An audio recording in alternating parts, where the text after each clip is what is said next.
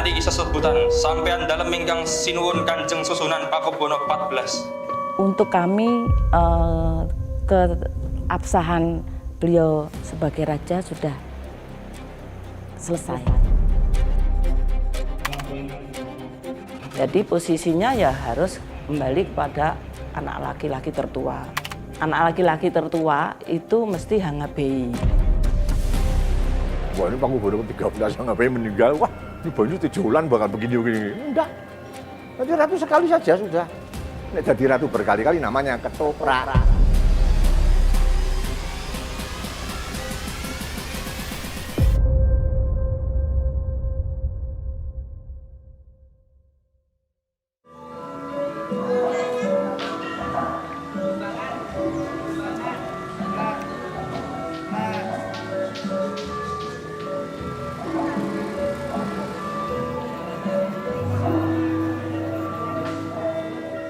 Situasi Keraton Surakarta masih terus memanas. Tensi memuncak saat Menteri Kebudayaan Fadlizon menyerahkan surat keputusan penunjukan Tejo Wulan sebagai pelaksana tugas Keraton Solo pada 18 Januari lalu. Penunjukan tersebut ditolak oleh kubu Puruboyo. Adu mulut antara anak dan adik mendiang Raja Pakubuwono XIII tidak terelakkan.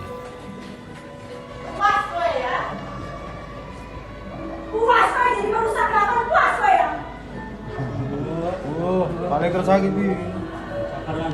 Sabar, mendung.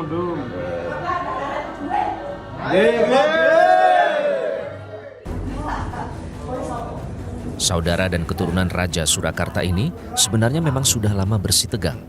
Mereka terbelah menjadi dua kubu lantaran mengusung dua sosok putra mahkota atau calon penerus raja yang berbeda.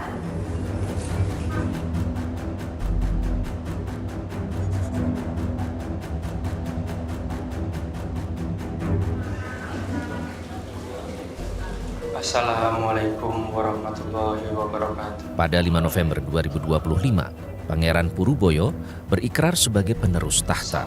Maklumat dibacakan sesaat sebelum pemakaman Pakubuwono XIII.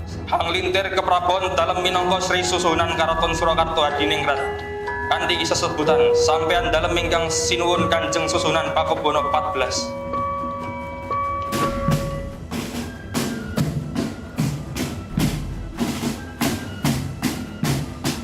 Berikutnya pada 15 November dilakukan Jumenengan Raja dengan gelar Pakubuwono XIV.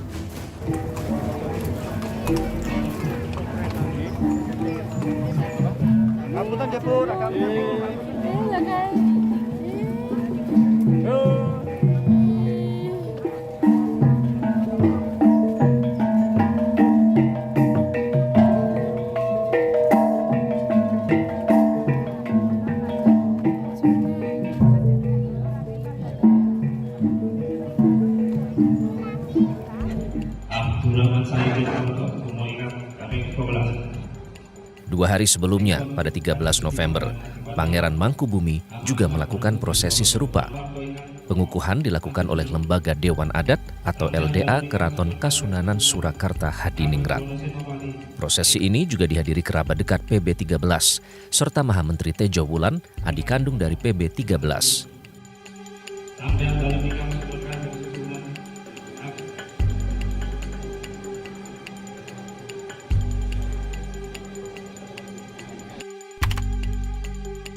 PB 13 memiliki 7 putra dan putri dari 3 istri yang berbeda. Mangkubumi adalah anak kelima, namun merupakan putra tertua dari istri kedua mendiang PB 13. Sementara Puruboyo adalah putra bungsu dari istri ketiga.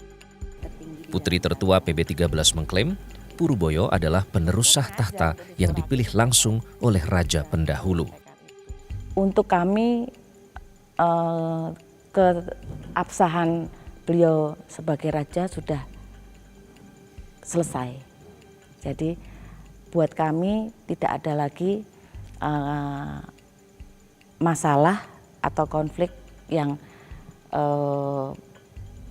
diciptakan mereka-mereka itu untuk menghambat itu. Di tahun 2012 ya, 2012, 23 Februari 2012, beliau ketika itu masih berusia 10 tahun. 8 apa 10 tahun ya, lupa saya. Itu beliau sudah mendapatkan surat wasiat dari Pakubono 13, ayahanda saya. Almarhum Pakubono 13 pada saat itu juga yang tadi Ada dualisme. ada dualisme juga, terus kemudian juga adanya lembaga Dewan adat tersebut. Tetapi kan kenyataannya tetap Sinuhun Pakubono 13 lah yang berdaulat. Assalamualaikum warahmatullahi Gusti Mung, adik PB13 yang juga menjabat Ketua Lembaga Dewan Adat Keraton Surakarta Hadiningrat, menyebut penunjukan Puruboyo menyalahi tata cara dan adat. Sebab mendiang raja sudah memiliki anak laki-laki tertua dari istri kedua, yaitu Mangkubumi. Jadi kami menganggap bahwa Sinuhun 13 ini tidak punya permaisuri. Itu karena persyaratan permaisuri itu kan banyak gitu, dan itu tidak terpenuhi semua. Itu otomatis itu adalah sama-sama istri biasa begitu. Jadi posisinya ya harus kembali kepada anak laki-laki tertua. Anak laki-laki tertua itu mesti Hangabei. Terus Mangkubumi, Buminoto, terus Purboyo, gitu loh. Itu sudah ada. Pasti orang menganggapnya ini kehendak Dewan Adat mau menguasai, tidak. Itu justru kita itu mentameng dari intervensi dari luar yang akan ingin menghancurkan keraton gitu.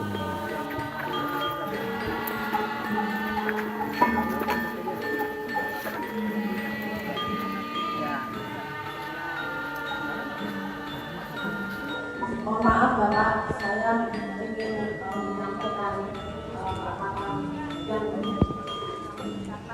Saling silang pendapat meruncing saat pemerintah menunjuk Tejo Wulan sebagai penanggung jawab pengelolaan Keraton Solo. Kubu Puruboyo merasa keraton diobok-obok oleh pihak ketiga. Dengan adanya SK yang turun ini, menurut saya menjadi bukan menyelesaikan masalah, tetapi menimbulkan masalah baru. Karena yang ditunjuk itu adalah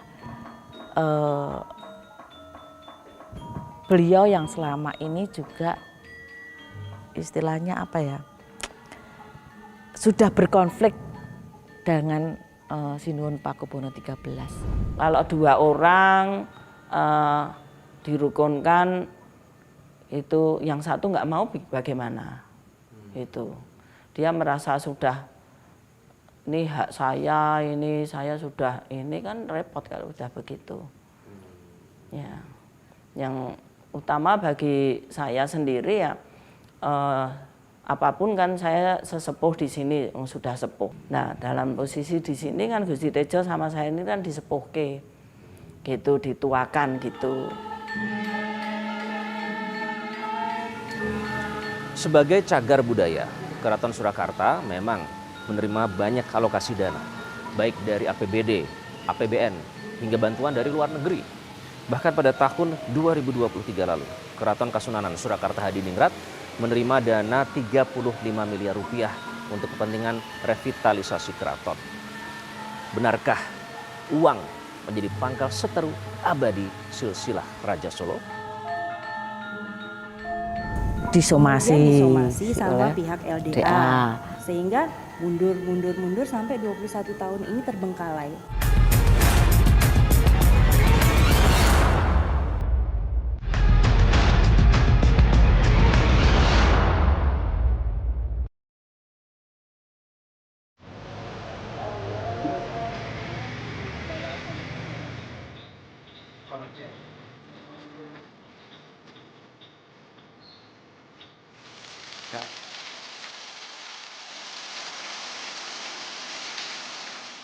Konflik internal di Keraton Kasunanan Surakarta memang sudah berlangsung lama.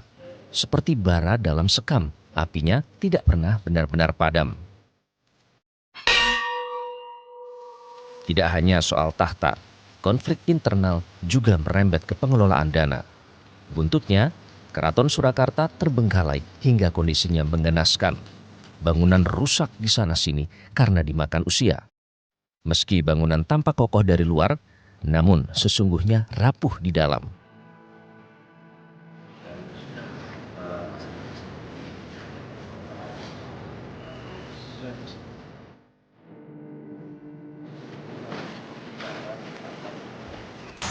Memang harus diupayakan ganti.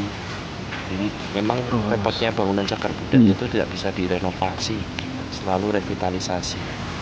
Jangan ditambah pula. Kalau renovasi itu artinya Mengganti sepenuhnya. sedangkan ini kan sudah menjadi bagian dari cagar budaya nasional. Jadi tidak boleh pertama-tama mengganti yang baru, kita harus mengupayakan mempertahankan keaslian yang lama. Ya itulah repotnya bangunan kuno. Dan itu butuh ahli ya. Butuh ahli. Nggak bisa sembarangan, Thomas. Jadi mulai diganti, direnovasi, penggantian kayu misalkan itu kalau sudah 50% atau lebih turun ke bawah. Ini masuk DED itu berarti ya, Mas? Detail. Masuk. Sudah. Masuk ini. Yang apa ini namanya? Bangsal Pratonggo. Bangsal Pratonggo.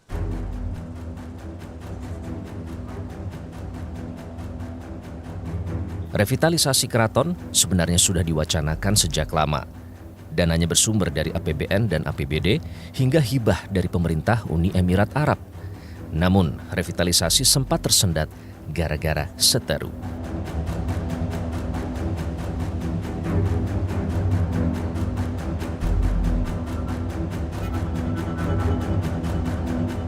Rencana kedepannya kalau untuk dari Pakubono 14 pastinya kita akan meneruskan rencana yang memang sudah seharusnya berjalan. Kedepannya bekerja sama dengan pemerintah karena juga itu sudah dicanangkan dari tahun 2018 tersebut, sehingga memang harusnya itu berjalan bersamaan, berdampingan dengan pemerintah gitu. Tapi yang terjadi selama ini kilas balik sebentar ya.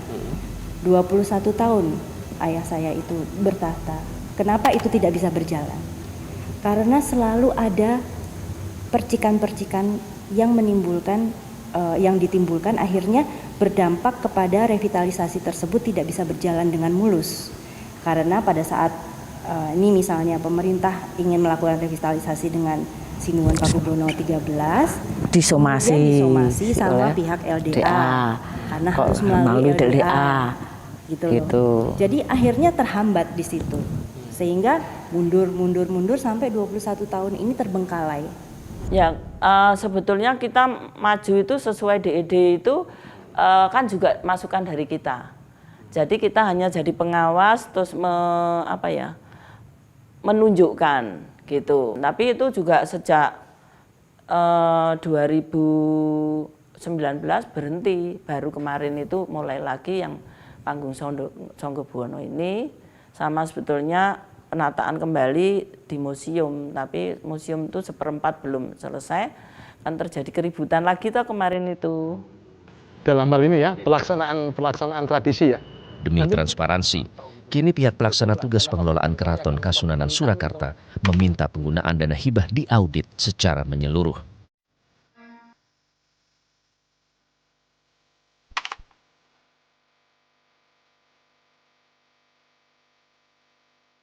Pemerintah Kota Surakarta melalui Bapak Sekretaris Daerah, Pak Sekda, menyatakan menahan atau bahkan membekukan hibah dari pemerintah kota, kalau tidak salah senilai 200 juta ya, karena belum jelas siapa raja yang definitif, dan oleh karena itu barangkali ada penerima, ada pelaksana, tapi tidak ada penanggung jawab. Ya. Kalau secara garis besar mungkin Mas sudah tahu yang 35 miliar itu apakah betul dari APBN? Ya, kami mendengar seperti itu ya, informasinya. Tapi kami pikir bahwa Panembahan Agung Tejo-Wulan saat ini fokus pada pelaksanaan tugasnya sehingga tidak ikut campur pada masa lalu, hanya meminta pemeriksaan ya kepada negara untuk kemudian tidak menjadi beban pada masa kini. Ada penerima, ada pelaksana, tapi tidak ada penanggung jawab. Ya. Itu yang karena terjadi selama ini. Informasi yang kami terima dari pernyataan Sekda adalah masuk ke rekening pribadi dari Sinuhun Pakubono 13 almarhum. Kemudian respon atau tanggapan dari Panembahan Agung Tejowulan adalah hal yang sama jangan pernah terjadi lagi. Masuknya harus kepada bebadan atau lembaga struktur di dalam keraton yang bisa bekerja dan bertanggung jawab secara profesional.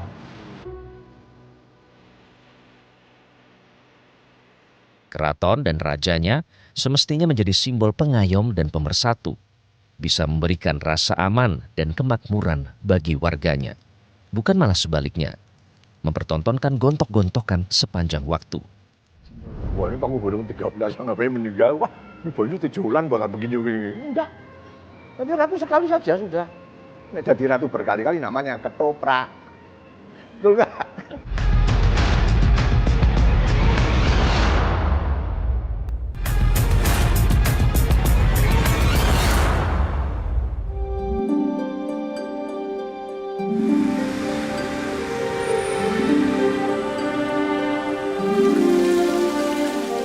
Dalam 2 dekade terakhir, Keraton Surakarta tidak pernah sepi konflik internal.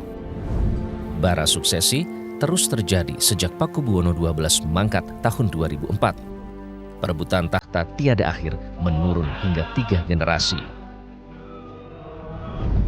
Konflik Keraton Surakarta juga terjadi saat Paku Buwono XIII naik tahta. Raja kembarannya saat itu adalah Tejowulan.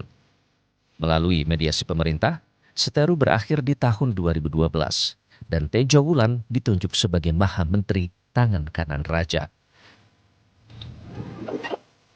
1 dekade berikutnya, konflik suksesi keraton kembali terjadi.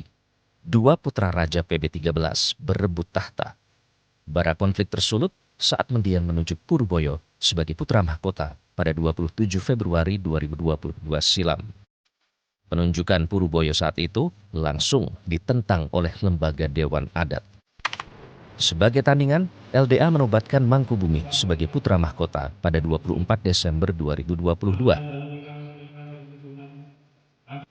Terjadi krisis kepemimpinan yang memprihatinkan di kalangan internal keraton yang melahirkan fragmentasi maupun polarisasi baik di tingkat internal dan di tingkat eksternal yang berkepanjangan sampai 2 dekade.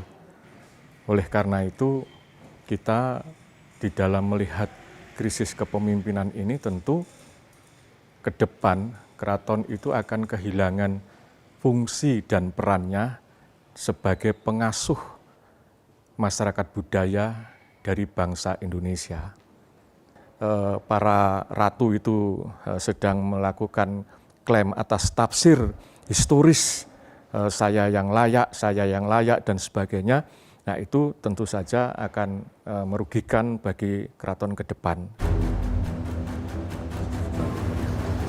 Itu yang pintar si Aceh itu. Ditemui realitas di Jakarta, Panembahan Agung Tejowulan mengaku tidak ambil pusing dirinya dituding sebagai raja bayangan.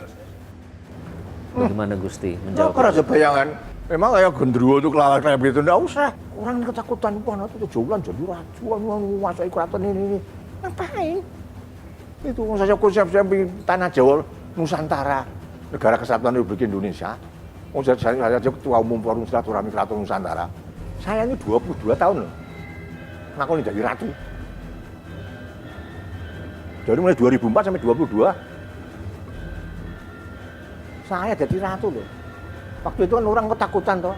Ya toh, wah ini Paku Buwono 13 ngapain meninggal. Wah, ini Banyu Tejowulan bakal begini-begini. Enggak. Jadi ratu sekali saja sudah. Nek jadi ratu berkali-kali namanya ketoprak.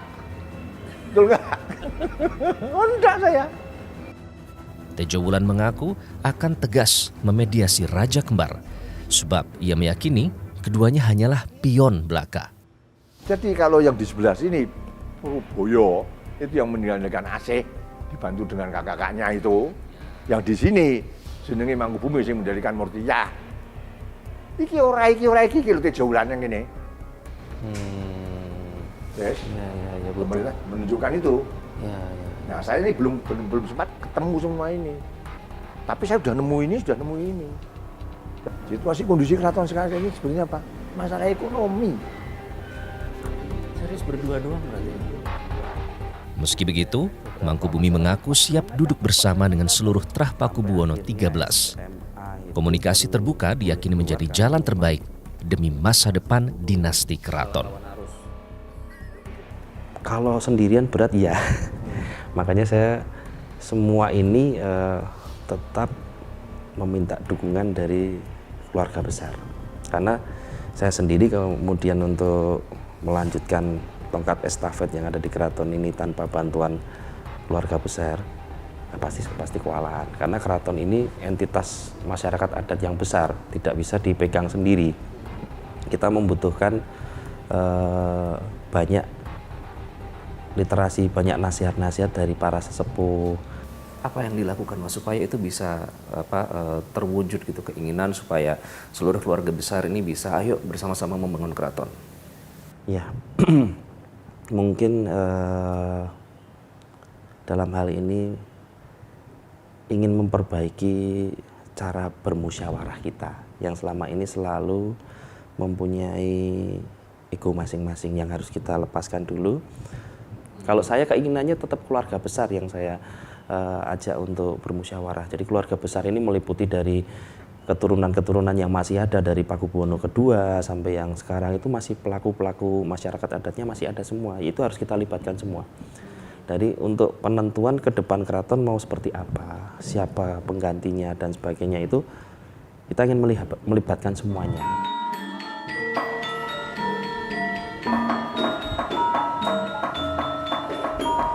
Keberadaan Keraton Kasunanan Surakarta Hadiningrat sebagai pusat pelestarian adat dan budaya di Jawa Tengah sejatinya memiliki peran penting dalam menjaga nilai-nilai moral hingga tradisi bangsa. Namun sayangnya, nilai-nilai adiluhung tersebut justru sedikit tercoreng akibat perseteruan abadi Trah keturunan raja yang sama-sama mengklaim paling berhak meneruskan tahta. Sudah saatnya rekonsiliasi antar kubu demi menjaga marwah kehormatan Keraton Surakarta serta memperlancar upaya pelestarian budaya ke depan. Jika tidak saat ini, mau sampai kapan bara konflik di internal Keraton Surakarta dibiarkan menyala?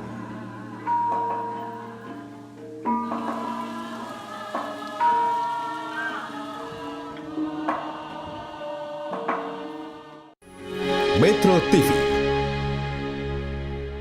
Jelajahi cara baru mendapatkan informasi. Download Metro TV Extend sekarang.